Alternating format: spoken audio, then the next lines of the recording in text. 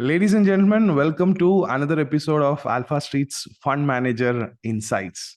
And today, on this special day of Holi, we have Mr. Rohit Singhania, the fund manager for the DSP India Tiger Fund, the Opportunities Fund, the Tax Saver Fund, and the co-fund manager of the DSP's Natural Resources and New Energy Fund. Now, Rohit here brings a wealth of experience, having joined DSP Investment Managers in 2005 and with a focus on sectors like auto ancillaries, metal, infra, sugar, and hotels. His core philosophy revolves around buying businesses for less than their worth and focusing on companies with capable managements, good growth, and strong balance sheets. Rohit, it's an absolute pleasure to have you with us today. Thank you, Radha. Good day to all. Thank you, Rohit. Rohit, let's start with you sharing a bit about your journey in the financial industry. From your early days as a portfolio analyst to your current role as a fund manager at DSP. Walk us through your journey. Radha, I joined this space in the year 2000 after completing my post-graduation. My first job, I started, I think, in 1st October 2000, right? And I was an analyst supposed to track the commodities and the cement sector. Later on, as things progressed, I took over auto and industrial as sectors. The first almost 5 years of my career, I was in sell-side analyst. So that time the job was to identify companies, meet the management, write reports, and take your recommendation to the fund managers, the so-called buy side, right? So it was, I think it was a kind of a job whereby, I'm doing the similar things today also, right? But the difference was, you write a note, you give your view, and then you forget about it, right?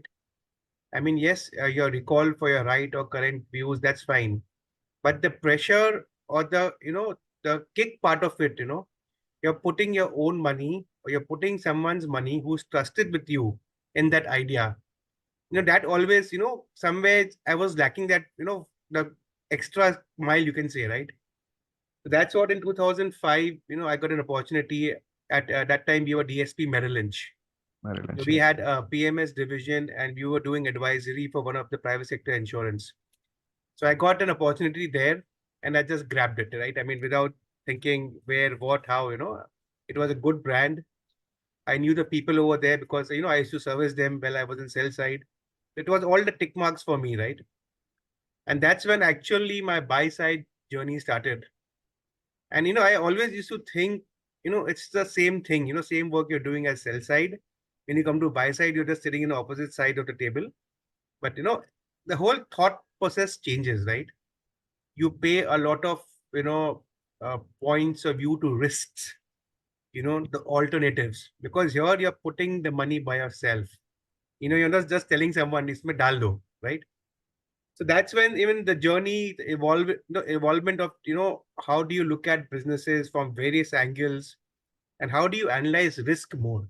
The one thing I learned and I was told by my seniors is, we always talk about NAV is going up. At bad times, how can we manage the NAVs? How can we restrict the NAV downfall? And you kabhi socha hi nahi tha, right? Because when you you always think of things going up, right? You never think things becoming bad. And then coming on this side, there was a lot of learning on macros also, right? Because now you're not a sector analyst. You have to look at all the sectors. You have to have some understanding about macros. What drives valuations. All those aspects. Which first 4 or 5 years, I knew about it, but never bothered learning a lot about it. I think that was the journey. Gradually, I think in 2010, I was moved to a mutual fund side. And that's when I was given my first fund to manage the DSP Tiger Fund, which is an infrastructure fund, And if I remember that time, I remember telling my head of equity that time, Anup, why are you giving me this fund, In the sector right now, it's in the downturn. I don't know when the revival is going to come. And I still remember him telling me, Rohit, it's a challenge, right? You're getting an opportunity to manage money, it's coming to your plate. You should think that way rather than thinking sector mein kuch nahi ho raha hai. That's what was my first experience of, actually managing a fund. And again, what happened from, as I mentioned, from research to a buy side analyst and buy side analyst to actual fund manager, right? And then you have, okay, now I have so many things on my plate. One, how do I categorize those things? How do I make sure what is important, what is not important, what is less important? And it's again a continuous learning process. Eventually, 2 years later, I was given the DSP NRNE fund, which is again a commodity and oil and gas fund. So again, it was my forte. These sectors I had tracked for so many years of my life. It was, easy going. Then eventually they started grooming me for two of our other diversified funds, which is the ELS's Tax Saver and Equity Opportunity Fund. So I started working with my colleagues, I think in 2012, 2013.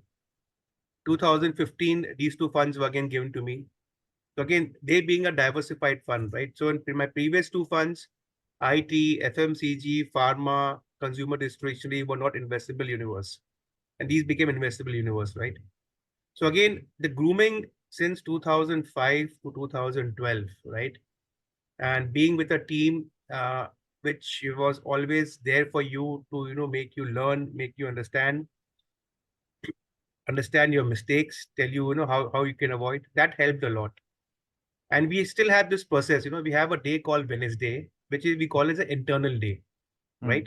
So it's the entire DSP equity team. We sit around the table, whether you're a junior analyst, junior fund manager, senior fund manager, head of equities, in the entire team.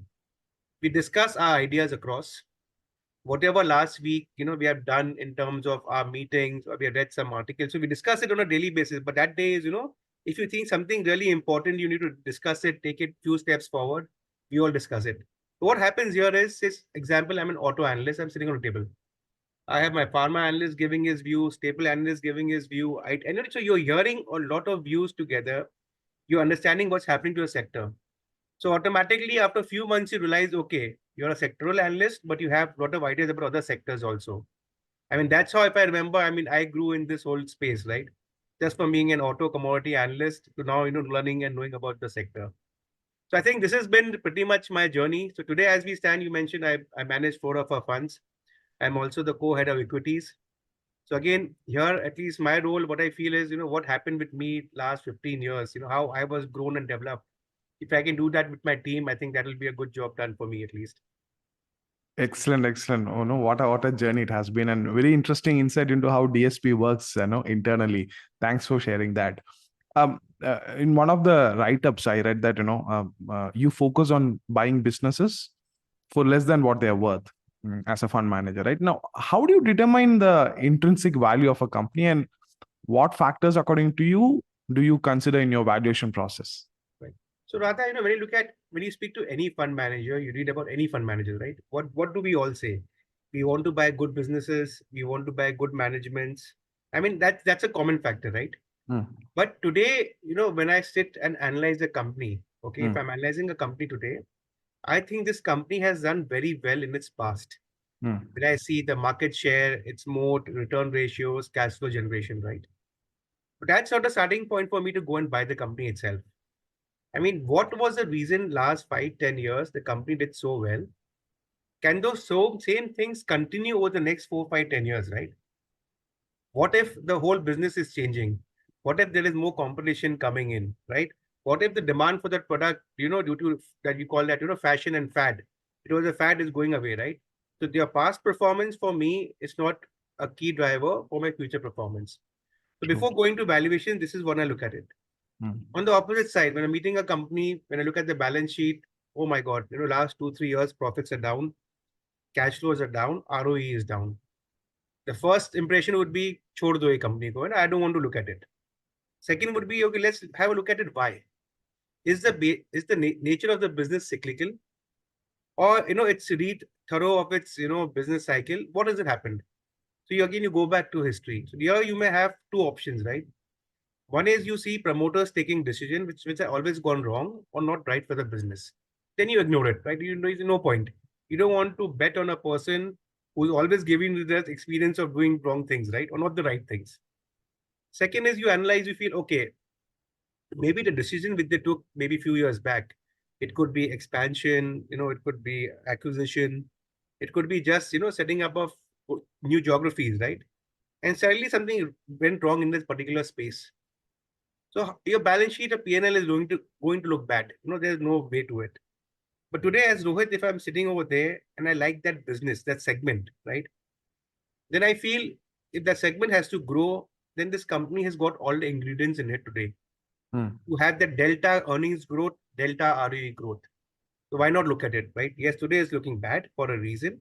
The reason is justifiable. I'll go and buy them. So this is how I analyze businesses, right? Now coming to valuations. Now valuations, I feel it's everyone's, the Hindi word you call Shraddha. Some may feel 20 is expensive, some may feel 20 is very cheap. So how do you lay, some data points or some benchmarks to it, right? Of course, you see last 5 years, 10 years averages, right? In terms of what category averages it was and what is it trading today? Where are we to in that averages one? Two, among the same segment, you at what premium discount you used to trade to your peers 5, 10 years back, and what are you trading today? That's the easy part, right? Then you analyze, okay, at this price, at these valuations, this company is trading fair if it's in line with last year averages. If it's 1.5, one standard deviation higher, it is slightly expensive to its averages. And if it's low, it's cheap. But again, is that a starting point? It could be just a wrong number, right? If to say, example, company is trading higher at one standard deviation, you may feel महंगा है छोड़ दो. But is today the business looking at something much higher next 4, 5 years in terms of more growth? Is that valuation justified?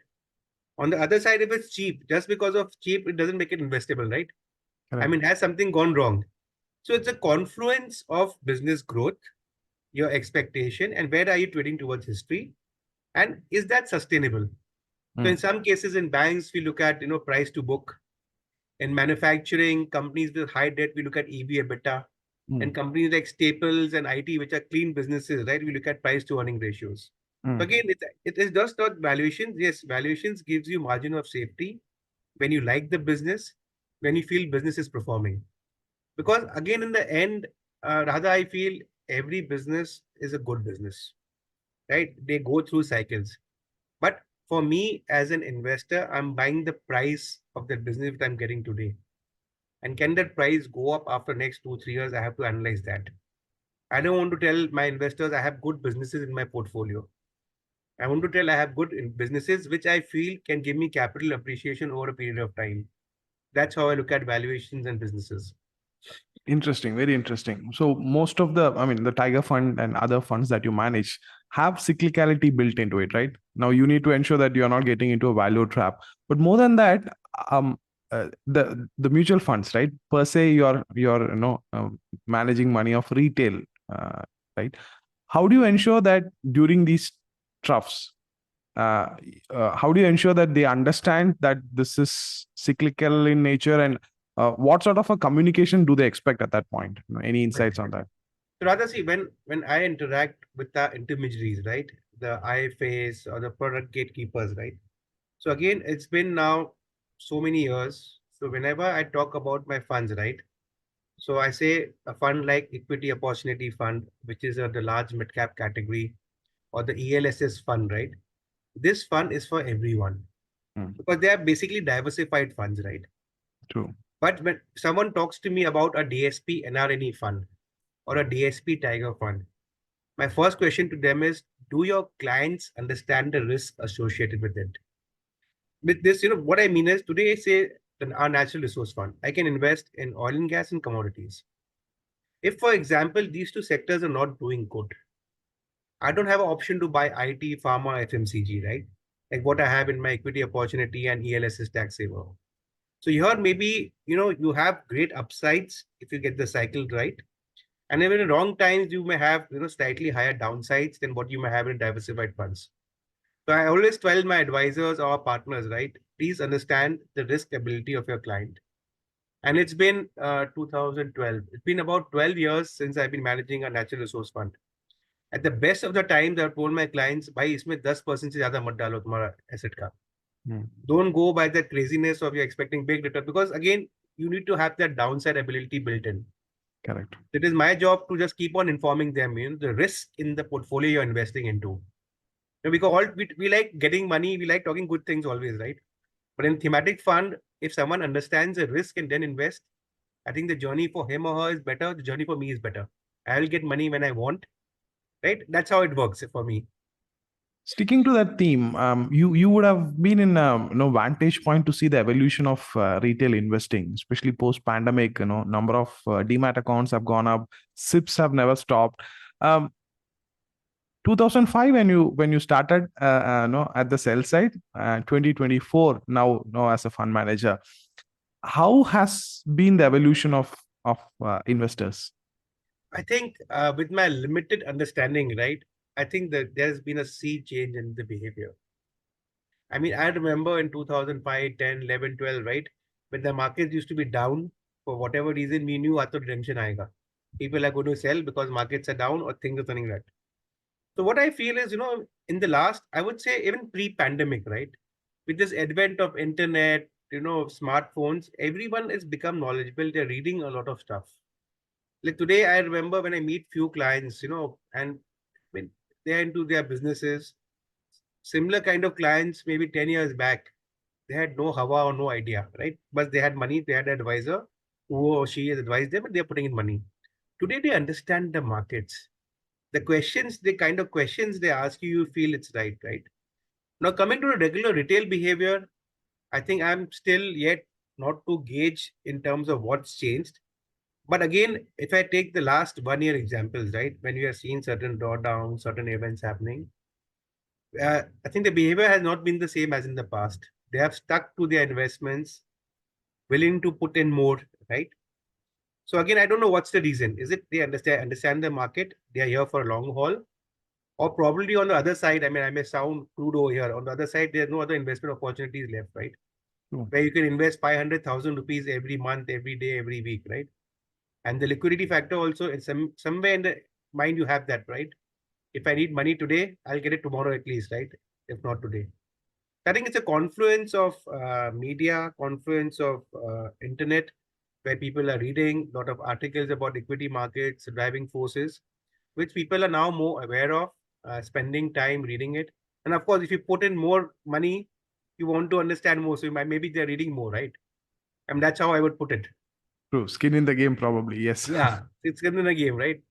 Yeah. Wonderful. Shifting gears a little bit, you mentioned one of the major transitions, from a portfolio analyst to a fund manager has been the macro view. So let me try to pick your brains.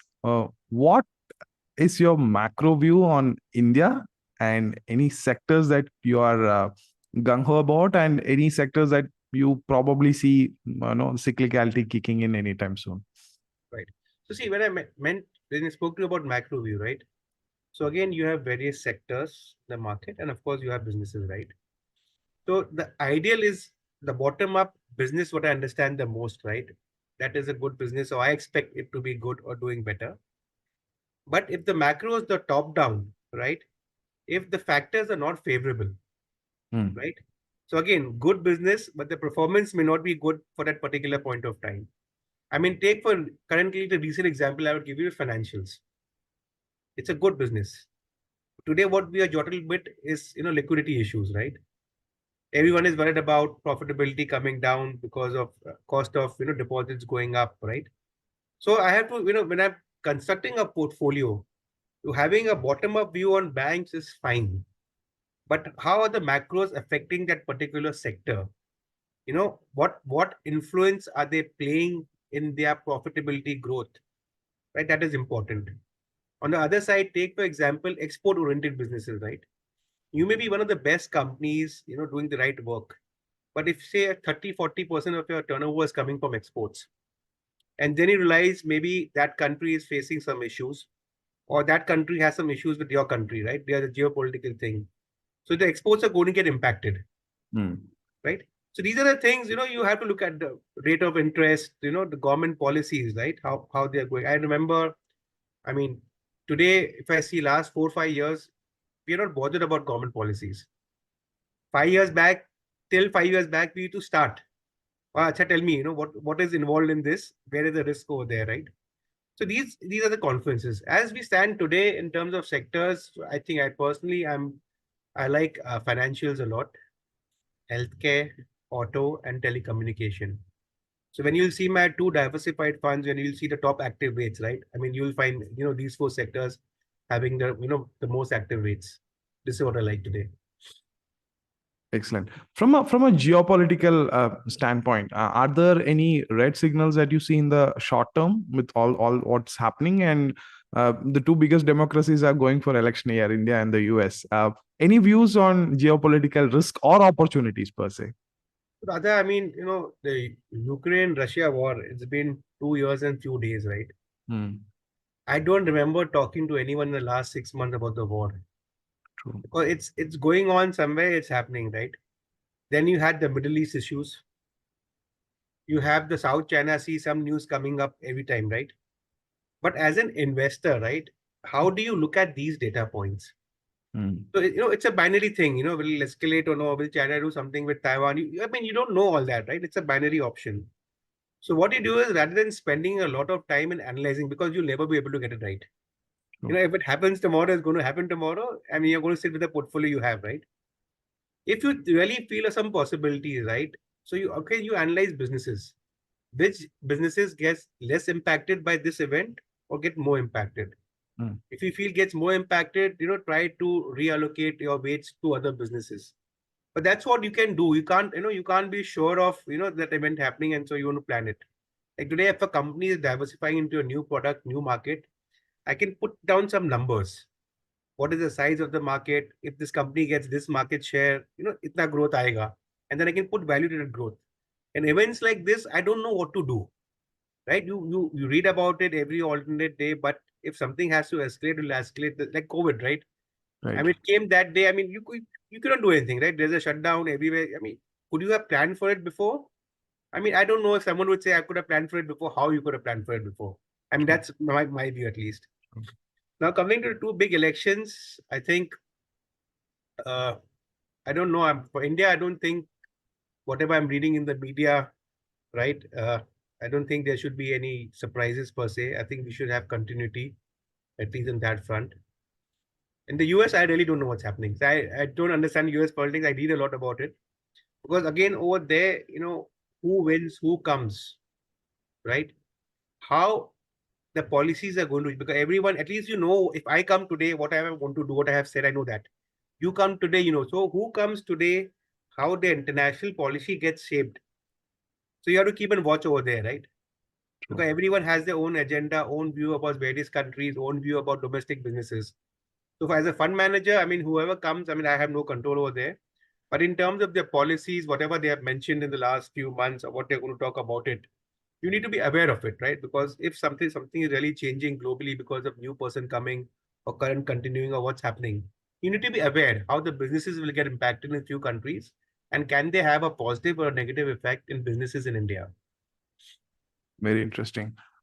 Let's talk about active versus passive. And in a market like India, where I believe personally information asymmetry is still present to an extent. What are your views, and why active makes sense? Okay. So I'll tell you what's happened rather, and like, again, this is my personal, it's not a DSP view or what. If you see last 4 5 years of the market, right?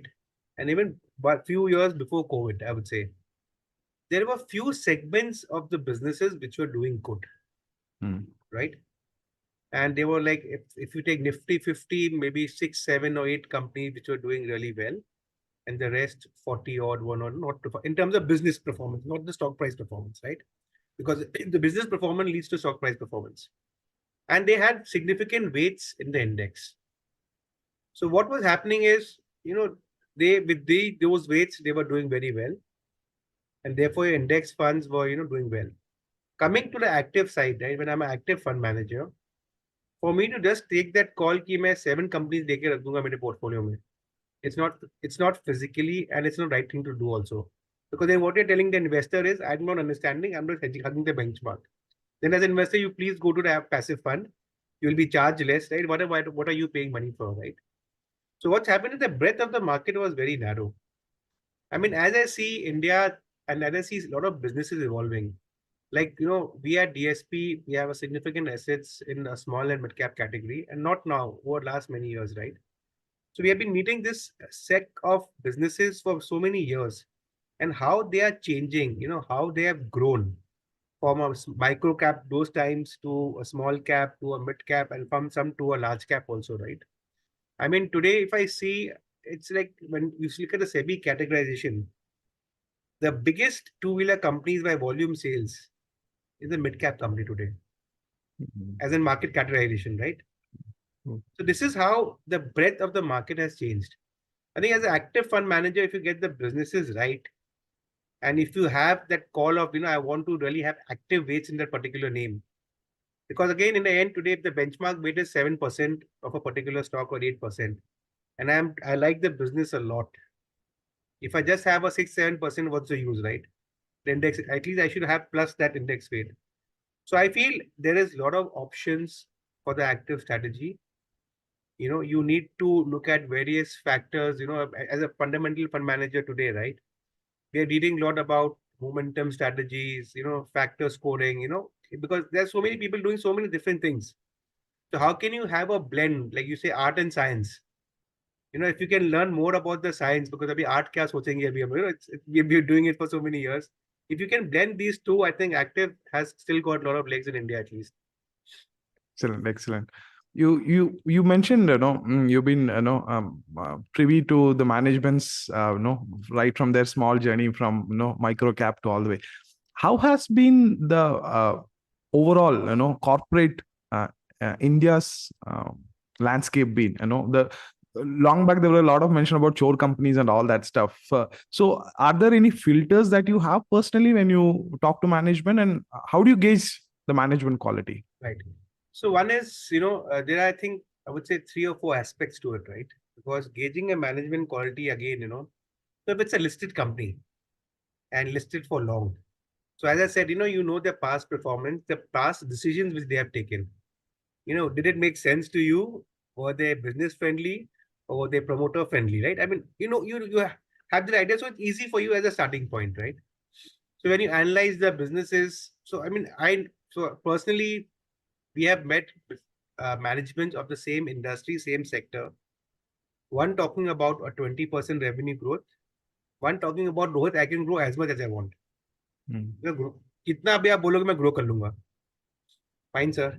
When I saw them after 2 or 3 years down the line, I'm seeing the balance sheet of the person who stuck to his 15-20% growth at here, and the other guy is just diluted himself. So again, how the management talks about growth, his vision of the business is very important. See, who wants? I mean, today I would say I want my enemy to go 100% CAGR. बोलने में क्या जाता है, right? For that, what I have to do, right? It's the key, right? Correct. So again, if the management is being very aggressive, what thoughts does he have? Does he have risk in mind? Does he look at his balance sheet? Does he look at his interest coverage ratio, right? So that's one on the financial aspect, right? How much how much the businessman wants to, dilute himself or be aggressive. On the other side is, so we have something called we have a person whom we call a forensic analyst. Okay. Okay. So he doesn't do your audit, he doesn't check the bills because but see, today as a fund manager, if I'm meeting Radha for the last 15 years, right? I'll meet, he will go to the register of companies, see where you have the holdings, right? And if one day he realizes, okay, this Johnny holds in this company where the debt is very high, his other businesses have no cash flow.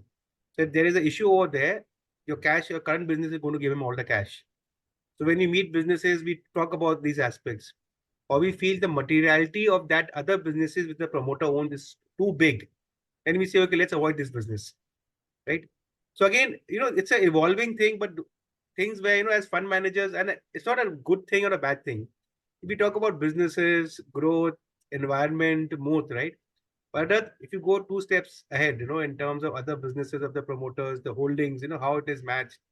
I think that's what I think we do a little we try to take an extra effort at DSP. And sometimes, the data which he has come up with in the last 2 years, and then it's been surprising to me. Now you may say, Rohit, you never did your work. But that work as a Rohit, as I can be a fund manager or I can be the forensic analyst. I can't do both that work together, right? So I mean, that helps a lot. So we lay a lot of thing on governance, right? But that's, I think, across every investor today in India. But few software aspects going beyond numbers, if you can get some sense over there, it helps. Very, very interesting. Rohit, when you're not analyzing companies, right? When you're not actively managing all your funds, uh, what what what do you do? I'm trying to pick your brains and try to understand how do you chill. What are your hobbies outside of going through research documents? I'll tell you, I like listening to music. And now these OTTs have messed up my life in the last few years, right?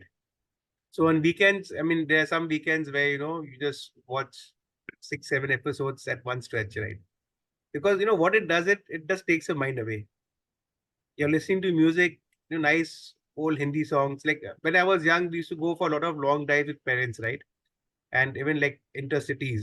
So that time, you had those cassettes, right? And my mom used to have a lot of recorded sets of them and old songs. So you still remember them. So you don't mind. Sometimes if we start on YouTube, my wife and I will just on the YouTube and old songs we hear, right? The new songs, you don't remember half of them. You don't know the understand the lyrics also. I think for me, watching TV, right? And sometimes when cricket is on, Hmm. right? So again, the T20 is again spoiled that habit. Your attention span is gone away, right? Even in a one full 50-over match, you get bored. So what to do, right? True, true. So yeah, if it's on at if an India is playing or it's a good team like Australia or England playing, where the matches are going to be good and the opponent is good, I don't mind watching them. But yeah, listening to music, I think is one that gets me out. I like driving, but driving you really need to plan for it. Being in Bombay to get out, get in. So if it's let's go early morning or let's go late night. You just want to listen to music, windows roll down. I think pretty much that's what gets me out of my you know uh, the fun part of it or the stocks part of it, right? And I stay with my parents, so we stay together, right? So you just sit with them for 1 hour, just talk anything, right? It all this helps. I mean, it's a connected thing, right? I mean, it's not a one particular thing you want to do, but yeah, being like music, watching TV, being with your parents, your family, just gets you out of that for a lot of times. That's the best part for me, at least. Beautiful, beautiful. Keeps you well grounded also. Yeah. Excellent. Rohit, just last question. As a fund manager, right? What keeps you awake at night and what gives you the motivation to go to office on Monday mornings? So what gets you excited and what keeps you awake at night? See, I tell you, the excited part is, I would say, more than excitement is the responsibility, right? It's easy for you to tell me I'm a fund manager. I have to take calls. People give you various tags.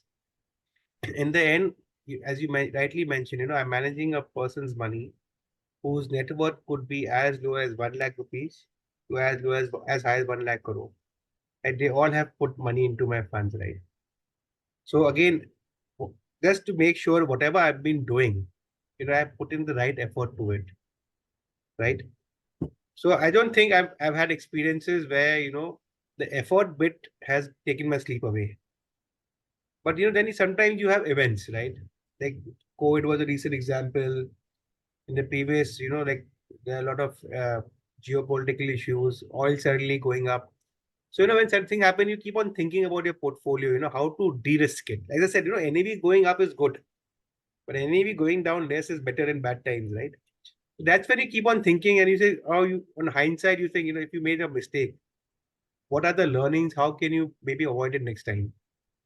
I think putting to sleep, I don't think work related, there'll be very few instances there, when you don't know things, अब suddenly आज कुछ announce हो गया, you think, oh shit, tomorrow what am I going to do, right?